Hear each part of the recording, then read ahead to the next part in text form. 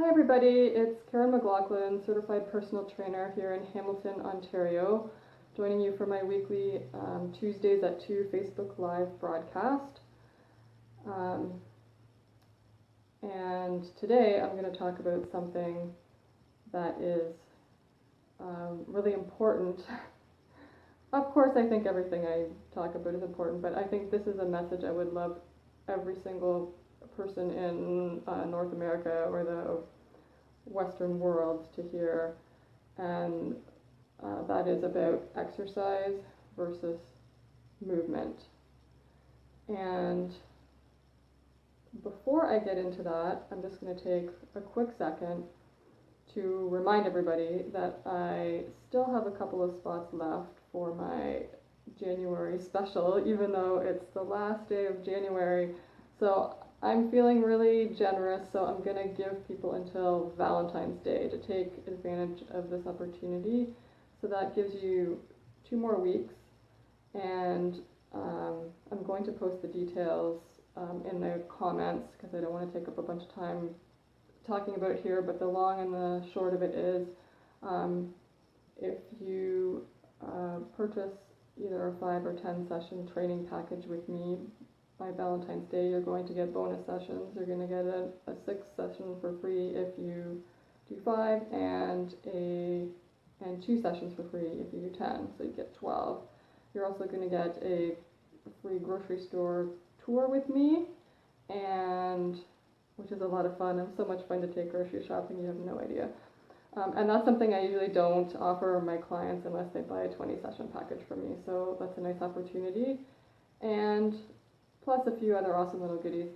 So I'm just going to post a link below. You can either leave a comment, private message me, email me at yourfitnessgroove@gmail.com, or get a hold, or give me a call, 905-536-0148. So any way you want to do it is great. So 2 more weeks to take advantage of that, and without further ado, I'm going to jump into today's topic, which again is exercise versus movement. So a lot of you watching this might be thinking, when I say movement, you think exercise. So you're probably sitting there going, well, what's the difference between exercise and movement? Because when I think about movement, I think about exercising. And I guess that's part of the point of why I want to talk about this, because that's sort of the way our society tends to think about movement, is that exercise is movement and movement is exercise, when in reality exercise is just a teeny little portion of movement, and movement overall is this great big bubble where an exercise is a tiny little piece of that. And the problem is we've really become so focused on exercising is what we need to do to keep our body healthy that we've really forgotten about movement and what that means. Most of us, even those of us who think of ourselves as really being quite physically active, that means people who are working out daily, an hour or even 2 hours a day, which would be, for most people, if you knew someone who said, I work out for 2 hours a day, you'd be like, whoa, you're really active. And that sounds really active, and from our society's perspective, most people would consider that active. But in reality, that person who's working out for 2 hours a day may still be what is considered to be a new term that's coming out now called active sedentary. So what that means is a person who does exercise regularly, so they have their hour a day at the gym, or they run or train for marathons or anything like that, but the rest of the time when they're not doing that activity, they're pretty much sitting in a chair or doing very little movement. And it's kind of shocking. When I first evaluated how much I was sitting, I was really blown away. And again, this is coming from the perspective of someone who's thinking, oh yes, I'm very active. But when I first was sort of getting immersed in this new perspective from things I'd been reading, it really hit me like a ton of bricks. Whoa, Karen, you're not as active as you are really thinking you are. I'm going to post, after the broadcast is done, a link to a sitting assessment. This is just a quick little checklist for you to get a handle on how much time you're spending per day sitting, because for most people it blows them out of the water. If you have an office job and you're sitting in your chair at your desk for 90% of your workday, and you're driving to and from work, and you're sitting down for all your meals, and you're sitting in front of the TV at night on the couch, wow, it's a lot of hours sitting. And it really made me stop and think when I did this, because I thought, oh, I don't sit that much. But when I added up the hours I was sitting, it was a lot more than I thought, and it's definitely a lot more than you want. Personally, I'm trying to sit as little as possible these days, and I'm actually sitting down right now while I'm talking to you, but I'm sitting on the floor on my meditation cushion, and so it's a totally different body position. It's putting different forces on my joints than if I was sitting in a chair. So it's not necessarily that sitting is 100% bad for you, but that we do sitting in a chair way too much and we don't do any other movements or enough other movements. So if you don't take anything else away from this video, the one thing I would like you to think about is, how can I move my body more throughout the course of my day? And whether or not you're exercising, like, you don't even have to put that into the picture right now if you don't want to. Eventually you may actually want to think about what types of exercise you're doing and whether those are actually serving you, and whether you might want to change your formal exercise routines. But the biggest thing is, I just want you to move more throughout your day. Because exercise is something that we usually have to schedule on our calendar, and so that makes it even harder to do for most people, because we're all feeling so busy and pulled in 1,000 different directions these days. So one of the really great things about movement versus exercise is that, generally speaking, this is something that these are movements that you do throughout the course of your day, as part of your day, while you're going about whatever it is that you need to do.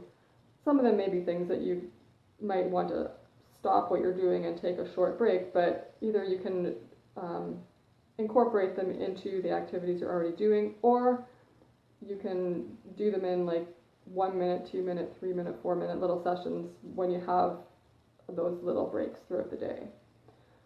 Okay, so hopefully I've convinced you moving more might be a good thing.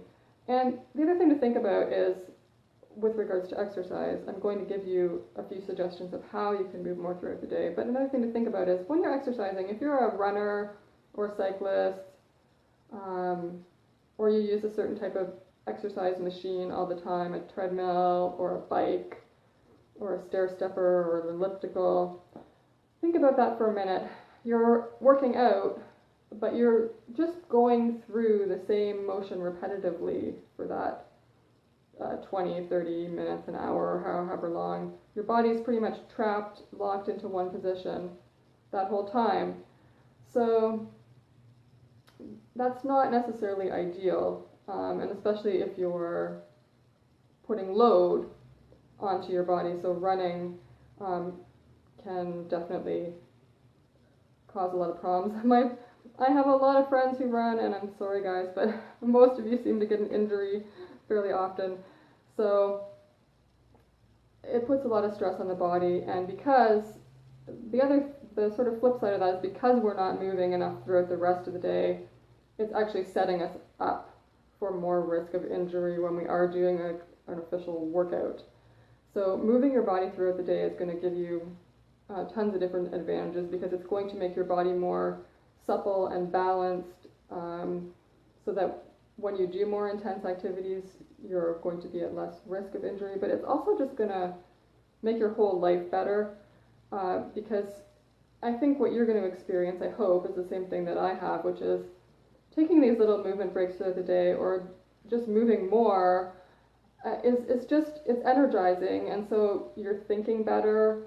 You don't get those slumps, and you're just feeling more strong and focused throughout your day.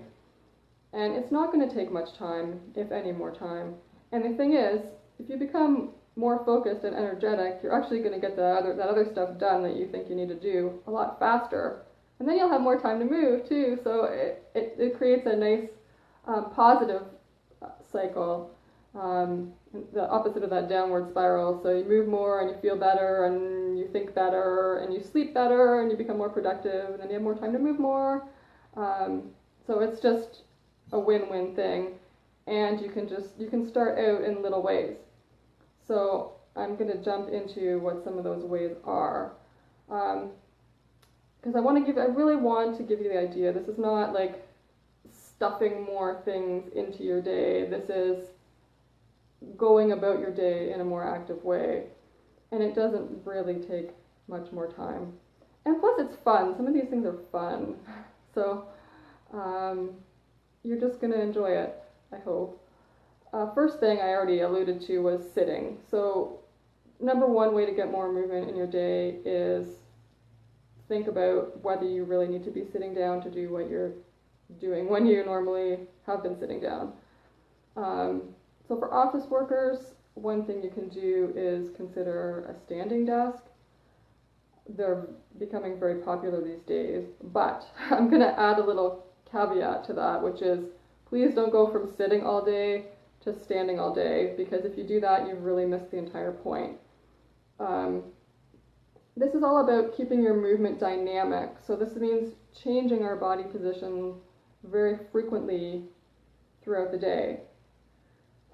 So going from sitting all day to standing all day. Standing is, I guess in theory, a little bit better than sitting, especially for somebody who has been sitting for many hours a day for a few decades of their life. Standing up is going to be good.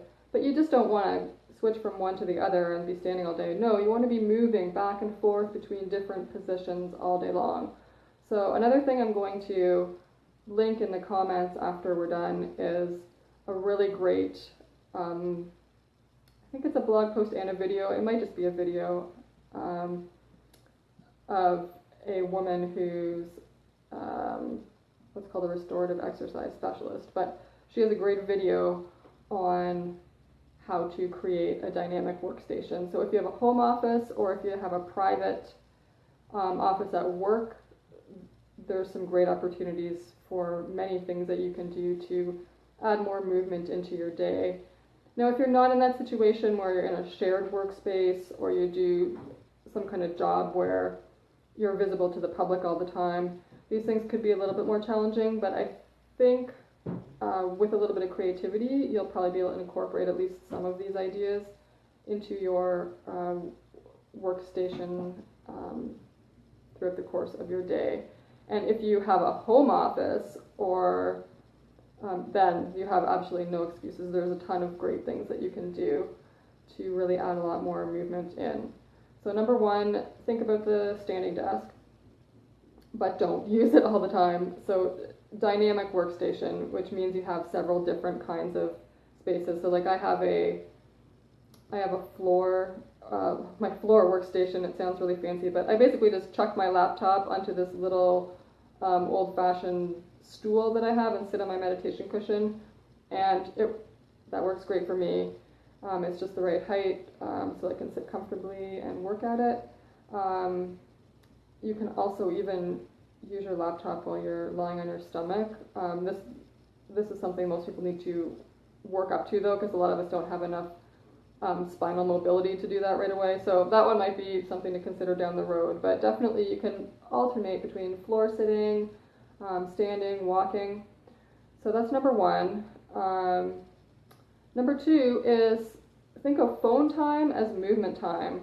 And because most of us aren't chained to the people who are my age or older, we all remember the good old days of trying to like yank the family kitchen phone around like 9 different corners so we could have some privacy while we were talking to our friends or our boyfriend or whatever, because all the phones were attached to a cord. But now we have either cordless phones or cell phones, so really that gives you a ton of freedom to be moving while you're talking. And so, you know, if you're on a phone at the office, I guess some people still have office phones that are attached to things. But so if you have enough privacy at the office when you're speaking on the phone, there's many different things you could do. I'm going to share the other idea is you want to move you want to move as much of your body through its full range of motion every day as you can, so all of your joints. We have a lot more joints than we think we do, and we tend not to move them very much. If you think of, like, typically we're either walking for short distances, we're sitting down, we might stand up a little bit, we hold our arms kind of at keyboard level, and that might be all we typically do with our body on an average day. And there's so many more movements that we're capable of, and we're not doing them. So again, if you're talking on the phone, you can play with your hands. You can just do gentle extensions of your fingers, and you'd be surprised, like, holy cow, I'm doing this, I'm like, whoa. And I already did this a couple times today. I have a lot of tension in my hands, and most of us who do a lot of typing totally do. So this is a really simple one. You're thinking, exercise my hands, but yeah, I actually just read some stuff today about how the tension in our hands can travel all the way up our arm, so it can affect all the way up to your shoulder, your neck, your head. So yeah, this seems really simple, but you might be surprised if you do this regularly that it's going to make your hands feel great for sure. So this is a simple one. You want to lift your arms over your head and don't do what I did. Did you notice that? I thrusted my chest up a little bit when I did that. So if you're doing any overhead arm stuff, try to keep your ribs down and your arms up. I don't actually have the best shoulder mobility right at the moment, so you may be actually able to go further than me. And see, I also tend to tighten my neck up a little, so try to keep your head and neck relaxed, your ribs down, and bring those shoulders up. So when you're walking through a door frame, this one you might not want to do while you're on the phone unless you have a Bluetooth or something. But you can, if you walk through a door frame, just lift your hands up and touch them on the door frame, and even let them kind of catch there and hold for a minute. That's just getting more range into your shoulders, because we don't move our shoulders around, our arms above our head very much these days. Maybe like once a day when you're putting dishes in the cupboard, but if you do it every time you go through a doorway, you're going to get a lot more. So yeah, that's another example of, that's fingers and shoulder movement. So what can you do with your hips and your knees? We tend not to move them very much. Squatting is great if you're able to squat. And with any of these things I'm suggesting, of course, you have to take your own personal situation into account. So if you do have any kind of physical limitations, you know whether these are appropriate for you or not. For the average, healthy person, that doesn't have any major joint issues or major health issues, these are all fine things to do. But you know your body the best. So if it hurts, don't do it is a pretty good motto. But you may be able to find some adaptations that will work for you if you can't do the full thing. So any type of squatting is really good, particularly when you can squat. The typical gym squat is where you just kind of go until you're 90-degree parallel. You want to actually see if you can get more into a deeper squat, which is if you're thinking about those pictures that you've seen of like tribal people cooking around the fire, and they're in that really deep squat where your butt's even like really close to the ground. So just experimenting with that range with your knees and your hips. Now, for people who have not squatted at all or for a really long time, because we all did this when we were kids. If you look at a group of little tiny young kids, they do this all the time. It's totally natural, and then we just grew up and stopped moving, and now we're kind of frozen. So just working on seeing what your body can do with that and playing around with it. And actually there's a good article I can link to that talks about getting ready for squatting, so I'll check that in the comments down below when we're done too. These are all really important movements that, as humans, we were meant to do these things, and in less industrialized parts of the world, they are still common movements, but in sort of quote unquote the modern world, we've gotten away from doing this stuff, and it's really hurting our bodies a lot. So trying to get those knees bending and the hips moving under, a little bit of load, which means like not just lying, and if you can't do it under load, even just lying down on your back and, bending your knees and your hips, flexing your hips can do something, but it's really most beneficial if you're doing it under load, which means if you're standing and weight bearing. Okay, if people have questions about that, if I'm not clear enough about what I'm saying, just shoot me a comment and I'll try and clarify, but I hope you're getting the gist of what I mean. So those, depending on where you're at, but I've done a lot of squats and lunges and stuff while I'm talking on the phone to people, and I hope they can't tell. I don't think they can. I'm not too worried about it if it's my husband I'm talking to on the phone, but I'm pretty sure most people would have no idea. So just think, phone time equals movement time. So even the little movements, even, you can do just circling your shoulders while you're on the phone if you can't do anything else, probably. And feet. So we don't let our feet move enough. We kind of lock them up in little boxes called shoes. And so we've lost a lot of the natural function of our feet.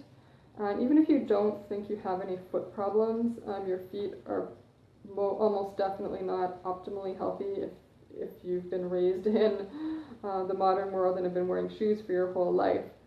So one of the things I've been working on lately is trying to get some more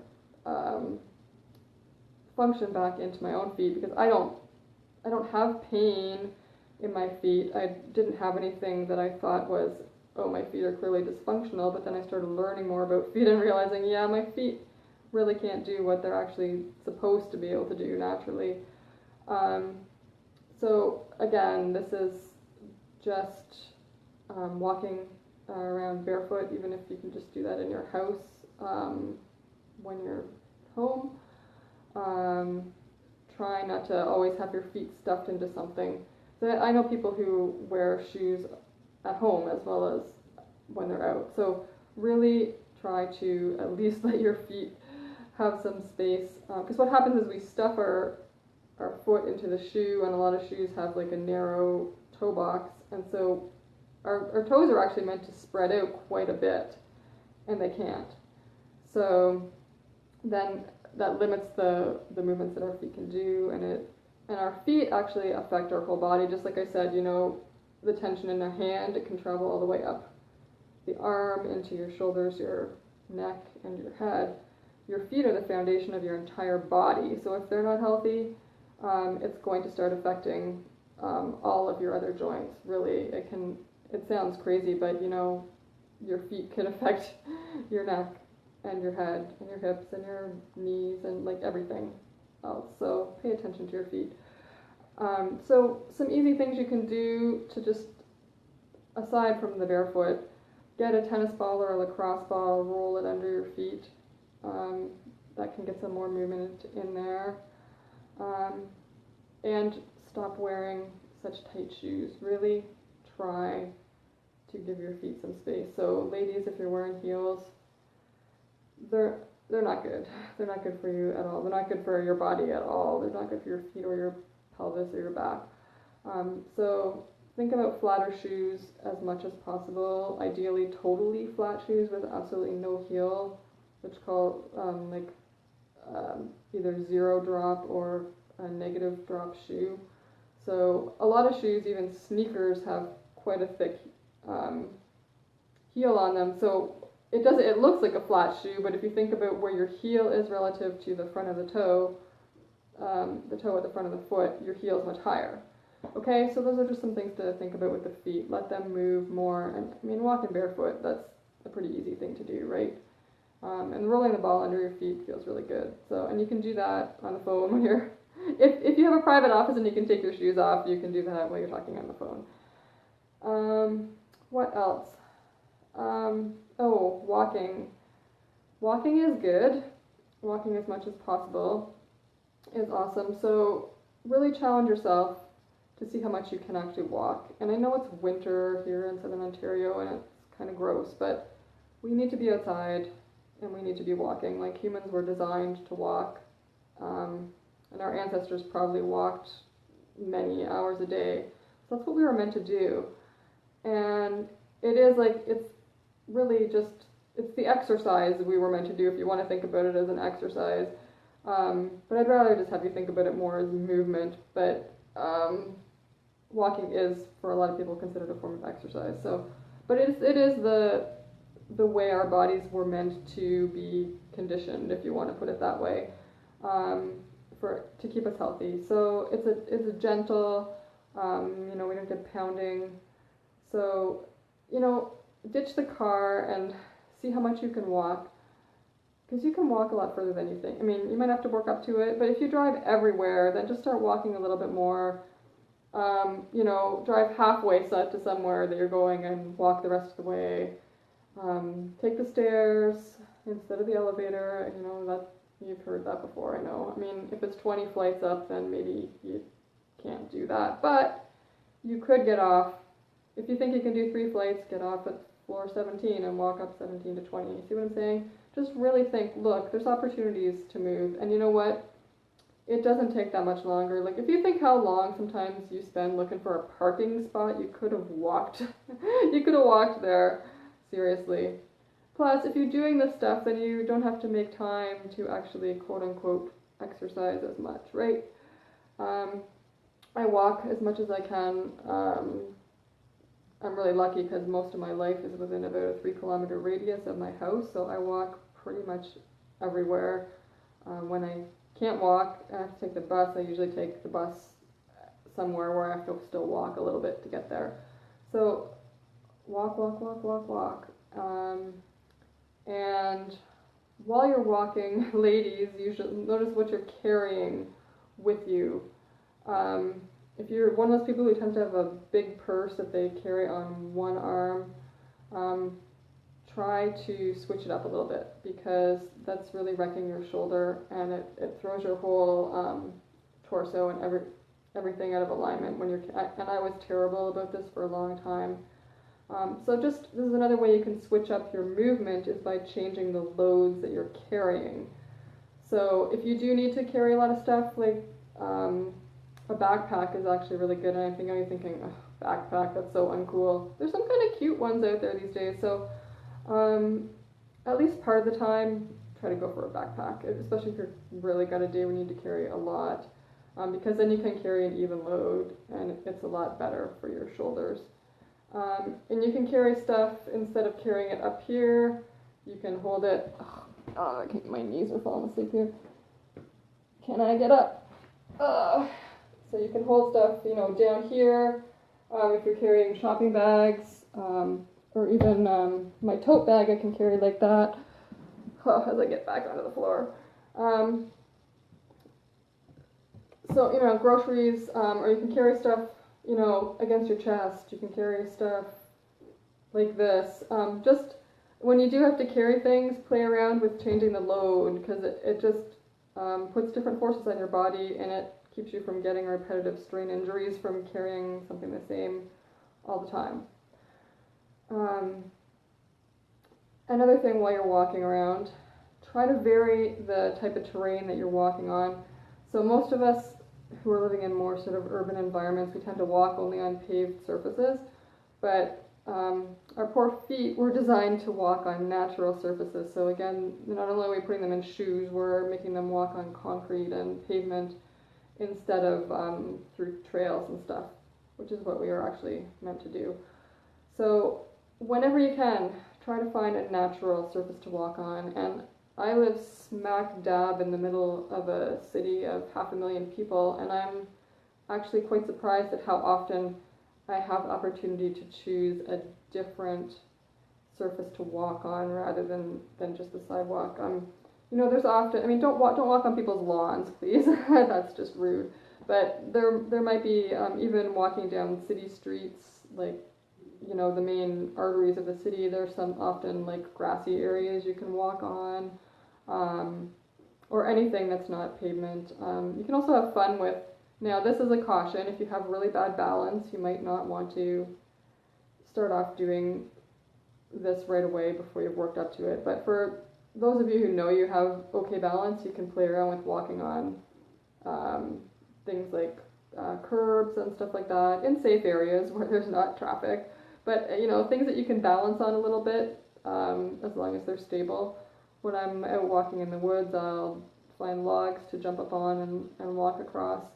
So really, you're just trying to vary what's under your feet, and you know, look for little challenge things that can challenge you a little bit, like a little bit of balancing. But please be smart about that. Like if you have bad balance and you know it, like it might be something you start doing with a partner so that they can support you, or you can just work very slowly by just balancing on one leg. That's a really good one to do while you're talking on the phone, actually, is just practice standing on one leg. And it sounds really stupid, but most people, when I start them doing it, they're like, whoa, this is hard. And it's usually harder on one side than the other because we're not generally equally strong and balanced on both sides of our body. Usually one side is weaker or not as coordinated. So that's another great one to do on the phone. I know there was something else that was on my list of things to talk to you guys about today. Really, the biggest takeaway message is just keep on moving dynamically through your day. So don't, I've been, you know, you saw me try to get up there. My knees are kind of getting messed up because I've been sitting in one position for too long. And maybe I should see if I can shift around while I'm talking to you guys. Because the one thing about sitting on the floor that's really great is that most people can't sit in the same position for very long, so it naturally forces you to shift your position. So now I'm sitting with one leg out in front of me and one leg tucked under me. So there's like many different positions you can sit in, and you can just kind of go through a few of them, and then, you know, eventually your body will be like, hey, you've been sitting for too long, get up. And then you can move to a standing workstation, or you can do a few squats or lunges or whatever you have time for, move your upper body around, and then get back into your day. So I really just want you to think about, this is not like how do I add movement into everything else that I'm already doing and cram it in there like we do with our exercise, but this is how do I flow with movement throughout my day while I'm doing the stuff I've already got to do.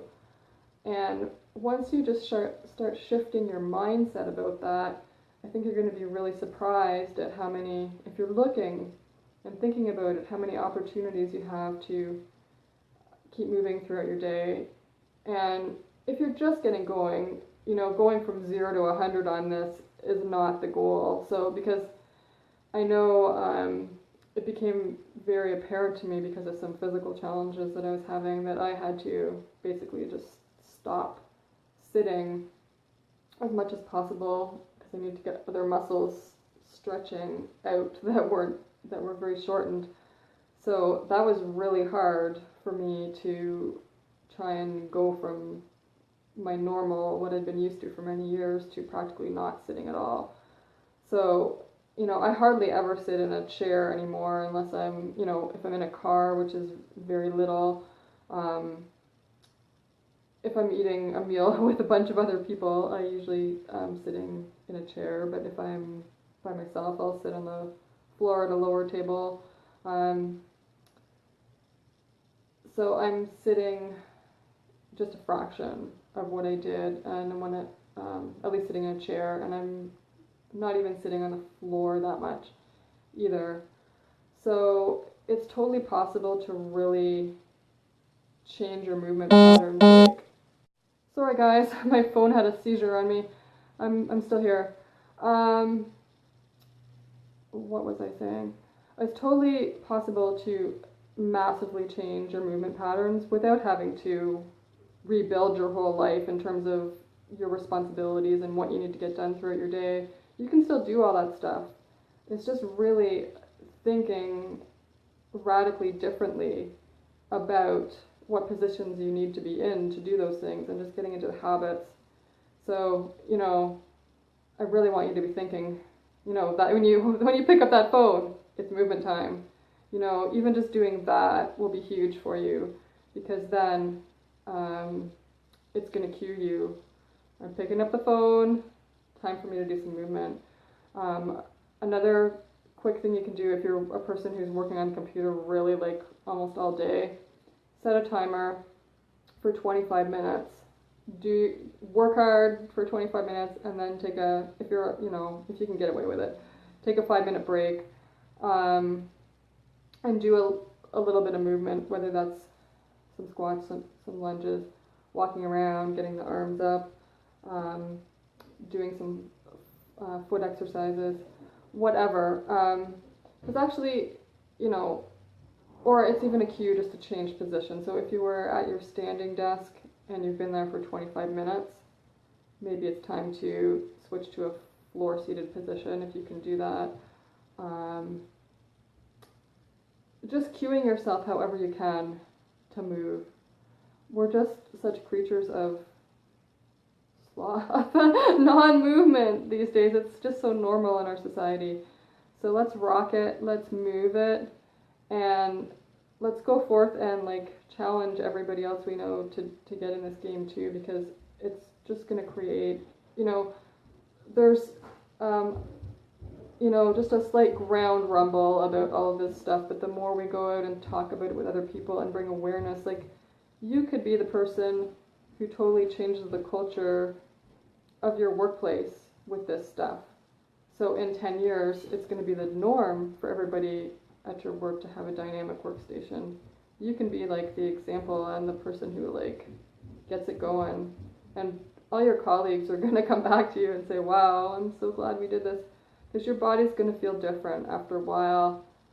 All those little aches and pains that you have, and I know if you're my age or older, I'm pretty sure you have some of them, and it's not normal for us as humans to be in discomfort all the time. We've kind of accepted that as part of our life, especially if we're over 35, over 40, because almost everybody else we know that's that age has all this stuff going on too. But I think you'll find if you build more of this stuff into your life, you're going to feel better in every way possible, and it's not going to take a lot of your time. It's going to take the time. What is going to take time is for you to remember to do this stuff. You'll have a day where you'll be like, crap, I forgot to do anything. I didn't move at all. That's okay. It happens. It even happens to me occasionally, not very often anymore, but on a day when I'm not feeling well maybe. But don't kick yourself about it. Just tomorrow start again, and think of how many things in your life you can use as cues to make you move. So, I said the phone about half a dozen times already, but what else is there in your life that can cue you to move more? Try to start changing your environment, and watch that. The video I'm going to link up is not very long. I think it's less than 5 minutes, way less than you've been listening to me for now. She's got some great ideas for dynamic workstations. So get out there and move, make movement a part of your day. And I'd love to hear how you do that. If you make some changes and what you notice, what you experience, or what worked for you, I'd love to hear either comments, private message, email me at yourfitnessgroove@gmail.com. I always love to hear about successes, because it makes it seem, for every one of us that has a success, that gives support to everybody else to know that it can be done. So let's share our wins and keep it going and get it out there in the world. Let's all move more. And I think that's actually all I have to say for today. So thanks guys for listening. Let me know how it goes for you, and if you have any questions, as always, just feel free to get in touch with me however you want. I'd be happy to answer them. And keep rocking your fitness groove, and I'll see you back here next Tuesday at 2 p.m. Eastern. And of course I don't know what I'm talking about yet. You really would think I would figure that out. But whatever I feel inspired to talk about. And if you have questions you want me to answer on my live broadcast, let me know those too, because eventually I'm going to start doing some Q&A broadcasts once I get enough questions to do that. Okay? Thanks for listening, guys, and I'll see you next Tuesday at 2 p.m.